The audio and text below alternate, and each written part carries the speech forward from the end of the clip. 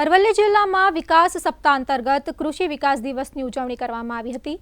જિલ્લાના મોડાસા, ભિલોડા, શામળાજી, બાયડ સહિતના તમામ તાલુકામાં કૃષિ વિકાસ દિવસની ઉજવણી કરવામાં આવી હતી। કૃષિ ક્ષેત્રે ખેડૂતોને જરૂરી માર્ગદર્શન મળી રહે તે માટે કૃષિ દિવસની ઉજવણીનું આયોજન કરવામાં આવ્યું છે। રાજ્ય સરકારના સહયોગથી અરવલ્લી જિલ્લા વહીવટીતંત્ર દ્વારા ખેડૂતોને ટ્રેક્ટર તેમજ ખેતીલક્ષી વિવિધ સહાયો આપવામાં આવી હતી। આ સાથે જ ખેડૂતો માટે ડ્રોન તેમજ પ્રાકૃતિક ખેતી કરતા ખેડૂતોને જરૂરી માર્ગદર્શન મળી રહે તે માટે સ્ટોલ મૂકવામાં આવ્યા હતા।